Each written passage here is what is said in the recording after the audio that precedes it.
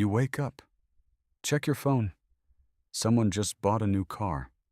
Another person is remodeling their house. Your friend is in Europe again, third time this year, and you're lying there, staring at the ceiling, doing the math in your head. You pause for a second. You're working hard. You're trying. You're doing everything right. So why does it feel like you're the only one not moving forward? Here's what nobody is going to tell you. A lot of what you're seeing is not wealth. It's pressure dressed up as success. It's debt wearing a nice outfit. It's performance with a price tag nobody talks about. That car? There's a very good chance it's financed. A 5 or 7 year loan stretched out so the monthly payment feels manageable. That renovation could be a home equity loan, or money quietly borrowed from the future. That vacation might still be sitting on a credit card charging 25% interest while the photos get likes. But none of that shows up in the caption. No one posts the bill. No one posts the 3 a.m. anxiety. No one posts the argument they had with their partner about money the night before they boarded that flight. You're measuring your real life against someone else's most curated moments. And that comparison is costing you more than you think, not just emotionally, but financially. Because when you feel behind, you start spending to catch up. And that's exactly how the cycle starts. Now let me show you a completely different way to look at this. There's a type of person you walk past every day and never notice. They don't stand out. They don't look rich. They're not trying to. Their car is clean but nothing special. Their house is comfortable but not a showpiece. Their clothes are simple. Their lifestyle looks ordinary from the outside. But here's what's happening behind the scenes. Their money is growing, quietly, consistently, without any audience. While the person next to them is financing a lifestyle they can barely afford, this person is building something real, something that will still be there 10 years from now, something that actually changes their life. This is what people in the finance world call stealth wealth. And once you understand how it actually works, everything shifts. You stop chasing what things look like and start caring about what they actually do for you. Let's get into it. The first thing you need to understand is that looking rich is genuinely expensive. Not just a little expensive, seriously expensive. And most people never stop to count the real cost. The moment you decide you want to look successful, you start paying for it in ways you don't even notice. You upgrade the car because the old one feels embarrassing now. You move to a better area because of how it sounds when people ask where you live. You start buying things with logos on them because of what those logos communicate to other people. And slowly, without any single dramatic decision, your money starts draining toward an image instead of a future. Here's what changes when you actually understand how money works. People with real, lasting wealth, not income, but actual wealth, tend to avoid all of that. Not because they can't afford it, but because they've done the math and they know something most people don't. Every dollar you spend on something that goes down in value is a dollar that isn't growing somewhere else. That's not just a motivational quote. That's literally how wealth gets built or doesn't get built. A car loses value from the moment you drive it off the lot. An investment grows from the moment you put money in. You spend $30,000 on a flashy car, 5 years later it's worth $12,000. You invest that same $30,000 5 years later, depending on where you put it. It could be $60,000, $70,000 or more. That's the gap. That's the real cost of looking rich. Not the price tag. The opportunity cost. And opportunity cost is one of the most important ideas in personal finance that nobody teaches you in school. Now, let's talk about how most people actually live, because this is where things get painful to hear. Most people stretch. Every single time their income goes up, their lifestyle goes up with it. They get a raise, and the first thought is what they can upgrade. New apartment, better area, nicer car, fancier restaurants.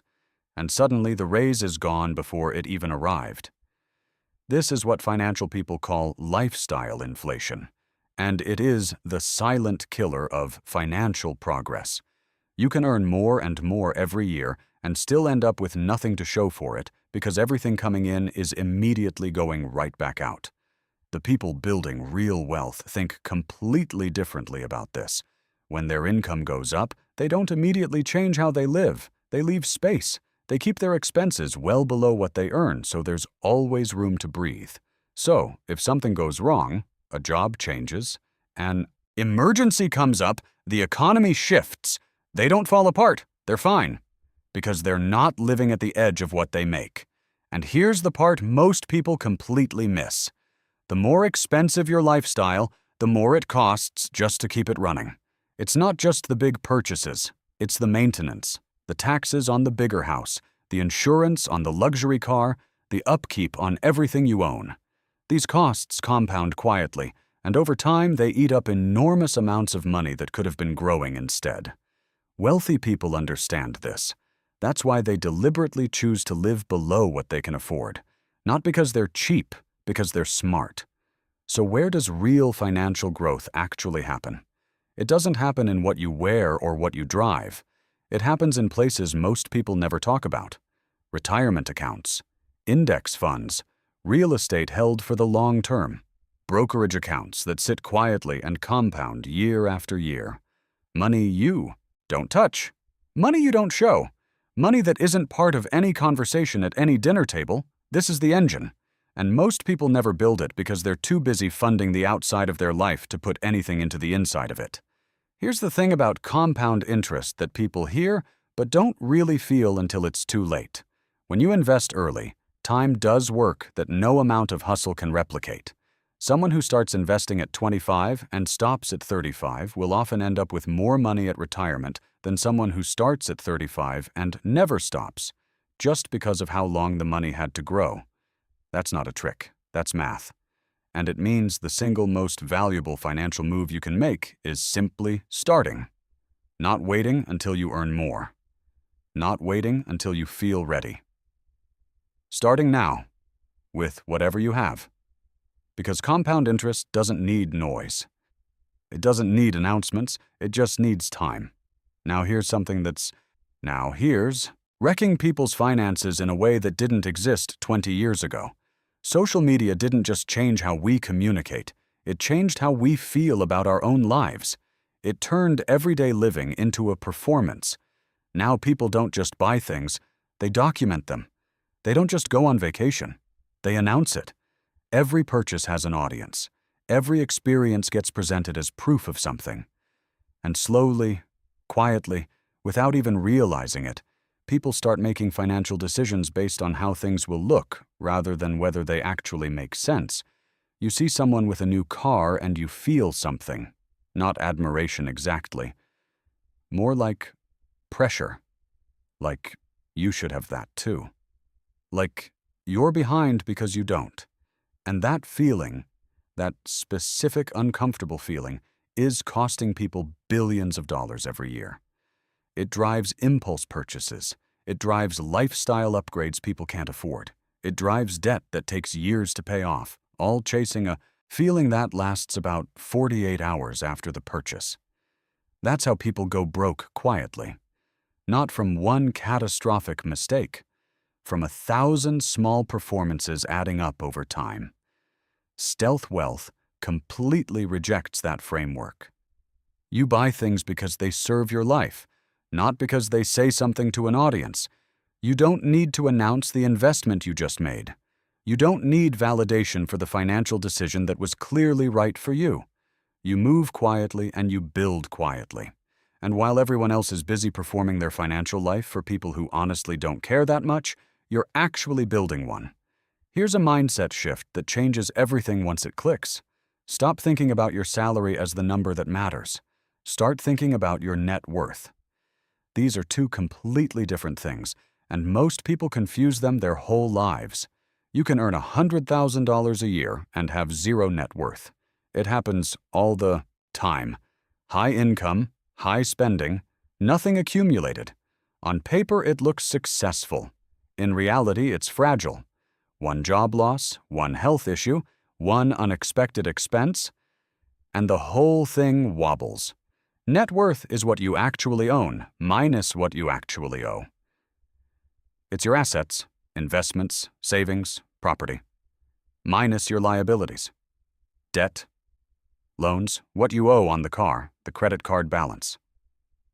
That number is the real measure of financial health. Not what you earn, what you keep and build over time. And when you start tracking net worth instead of just income, your entire financial behavior shifts. Every decision runs through a different filter. Before a purchase, you start asking whether it grows your net worth or shrinks it, whether it adds to the asset column or the liability column. You become intentional in a way that's hard to explain until you actually experience it. Track your net worth. Monthly if you can. Watch it grow. That number becoming your focus is one of the most powerful financial habits you can build. Now let's talk about something subtle that most people never think about. The signals you send with your spending have a cost that goes beyond money. When you consistently show up with status items, the right brands, the right logos, the latest things, you train the people around you to see you a certain way. And that has consequences. People start assuming you have more than you do. They start expecting more from you. You get asked for loans. You get treated like a resource. Your generosity gets taken for granted because you've communicated that money isn't an issue for you. And what happens next is that your financial life starts to be shaped by other people's perception of it. You can't say no to things without awkwardness. You can't pull back without explanation. You've built a persona that now costs money to maintain. And every month, some portion of what you earn goes toward keeping up an image that was never necessary in the first place. Quiet wealth protects you from all of that. When people don't know what you have, they can't pressure it. You move freely. You make decisions based on what you actually want. Nobody's expectation is in the room when you're deciding where your money goes. That invisibility isn't weakness. It's freedom. Now let's talk about one of the most practical things you can do right now, and also one of the least exciting: automating your finances. Willpower is not a reliable financial strategy. It just isn't. You might be disciplined for 3 months, and then life gets hard, and suddenly you skipped your savings this month, and then the next, and then somehow a year has gone by, and nothing changed. This is what happens to most people. Not laziness, just the natural reality of how human motivation works. Systems beat willpower every single time. When your savings move automatically on payday, they're gone before you can spend them. When your investment contributions are automated, the market gets funded whether you feel like it or not. When your bills are on autopay, you're never late, never hit with fees, never making excuses. The system runs in the background, and you adjust your life to what's left over instead of trying to find something to save from what feels like nothing. This is how financially consistent people stay consistent, not through extraordinary discipline, through ordinary systems that don't depend on how they feel on a given Tuesday. Set it up once. Let it run. And stop relying on yourself to make the right choice every single month when you're tired and stressed and there's something you really want to buy. Alongside that, you need a financial buffer. And I mean a real one. Most people are genuinely one unexpected expense away from financial stress. The car breaks down, someone gets sick. The job changes. And suddenly a problem that should be a minor inconvenience becomes a full financial crisis because there's nothing sitting between them. And disaster. An emergency fund isn't exciting. It doesn't grow the way investments do. But what it does is give you something more valuable than returns. It gives you stability. When you have 3 to 6 months of expenses sitting somewhere safe and accessible, you make better decisions across the board. You don't panic sell investments when the market drops. You don't take a bad job offer out of desperation. You don't go into debt for things that should have been manageable. You handle problems from a position of control instead of a position of panic. And that control shows up in ways you can't put a number on. It changes how you carry yourself. It changes how you negotiate. It changes how you think about risk. Nobody sees your emergency fund, but you feel it every single day in how clearly you can think. Let's talk about how to actually invest, because this is where a lot of people get it wrong in a very specific way. People want excitement. They want the story of the stock that went up 500%. They want the crypto play that changed someone's life. They want the investment that proves they were right and everyone else was sleeping. And chasing that feeling has cost ordinary investors enormous amounts of money over the years. The boring truth about building wealth through investing is that simple, consistent, long-term investing in diversified assets, index funds, broadly diversified portfolios, has outperformed the vast majority of active strategies over time. Not because it's magic, because it removes the most expensive variable in investing, which is human emotion. Dollar cost averaging, putting in a consistent amount regularly regardless of what the market is doing, removes the pressure of trying to time things perfectly. You buy more when prices are low, less when they're high, and over time the average works in your favor. It's not thrilling. It's not content. Nobody makes a viral post about steadily contributing to an index fund for 15 years. But that person is likely doing significantly better than the one chasing hot tips. Stay consistent. Stay boring. Let the market do what it does over time. That's the real edge. Now here's something people don't talk about enough in financial conversations. Your environment shapes your money habits more than almost anything else. The people you spend the most time with set the invisible standard for how you live. If everyone in your circle is spending freely, eating out constantly, upgrading regularly, going on big trips, you will feel the pull of that. Not because you're weak, because humans are social and we calibrate to the people around us. It's just how we're wired. This doesn't mean you need to cut off friends who spend differently than you, but it does mean you need to be honest about the financial pressure your social environment creates. Some relationships cost more than the dinner check. They cost the lifestyle you feel required to maintain, to stay in them. And that's worth looking at clearly. At the same time, when you find people who are genuinely building, who talk about investments, savings rates, financial independence, passive income, building assets, that energy is contagious too. You start thinking differently. You start asking better questions. You start making moves you might not have considered before. Your circle is a financial environment. Choose it with at least as much care as you choose your actual investments. Along those same lines, keep your financial life private. This sounds simple, but a lot of people struggle with it. There's a natural impulse to share wins, to let people know things are going well. And in small doses, that's fine. But when you broadcast your financial progress broadly, you create problems you didn't have before. People you didn't expect suddenly have opinions about your money. Family members feel entitled to it. Friends start keeping score. Opportunities for manipulation and pressure multiply. And your freedom, the very thing you've been building toward, gets quietly eroded by the expectations of people who had nothing to do with building it. Keep the wins to yourself. Keep the numbers private. Let the results speak eventually, through the life you're able to live, not through announcements that invite complications you don't need. One area that almost never comes up in financial content, but genuinely deserves a spot in this conversation, is your health. Your health is a financial asset. Full stop. The cost of neglecting it, years down the line, is staggering. Medical bills, lost income during illness or recovery, years taken off your most productive working life, the compounding cost of chronic conditions that could have been avoided or managed earlier. Most people don't include their health in their financial planning, but it belongs there. Sleep. Movement.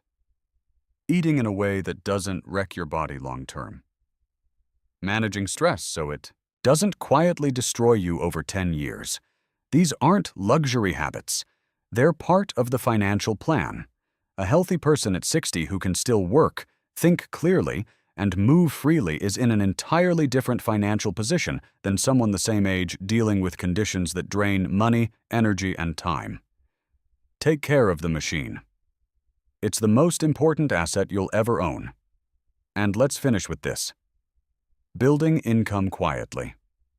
Not all money needs to be visible to be real. Some of the most powerful income streams are the ones nobody talks about at parties. A small side business that generates consistent monthly revenue. A service that you've turned into a system that doesn't need you every day. Dividend income from investments that lands in your account without announcement. Rental income. Royalties. Small, boring, consistent cash flows that stack on top of each other over time. These things don't trend. Nobody's making content about them specifically, but they're what financial independence actually looks like in practice. Multiple income streams, passive cash flow, money working while you sleep. These are real things that real people build over time, not through one dramatic moment, but through a series of quiet, consistent decisions. The financial independence and early retirement community, people who actually achieve this, almost universally point to the same things. Save aggressively. Invest consistently. Keep expenses manageable. Build multiple income streams. Stay patient. These aren't secrets. They're just not exciting enough to go viral. At the end of all of this, what we're really talking about isn't money. It's control over your own life. When no one knows what you have, you move completely differently. You're not performing. You're not managing other people's expectations. You're not spending money to protect an image. You're free to make decisions purely based on what actually serves you. Your goals, your values, your family, your future. That freedom is what stealth wealth is actually about. Most people who have real money didn't start with it. They built it slowly, without announcing every step, without a highlight reel of the process. They made different decisions than the people around them, consistently, over a long period of time. They drove the regular car while people around them upgraded. They lived in the comfortable house while people around them stretched for the impressive one. They invested quietly while people around them performed publicly. And then, one day, years later, they just had options that other people didn't. They could walk away from a job they hated. They could handle an emergency without it derailing their life. They could help someone they loved without it costing them everything. They could choose. That's the whole point. The ability to choose. So here's what this all comes down to. Stop spending energy trying to look like you're winning. Start spending that energy actually winning. Spend less than you earn. Not slightly less, meaningfully less. Invest the difference, consistently, without drama. Build your emergency fund so you're never making decisions from panic. Automate everything you can so the system works even when you don't feel like it. Keep your financial life private so other people's expectations don't shape your decisions.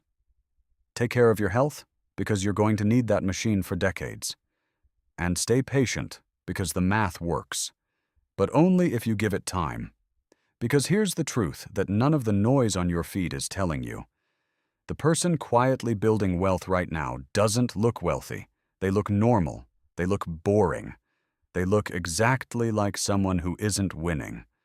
And years from now, when the trends have changed and the performances have faded and the financed lifestyles have caught up with the people living them, that person will have options.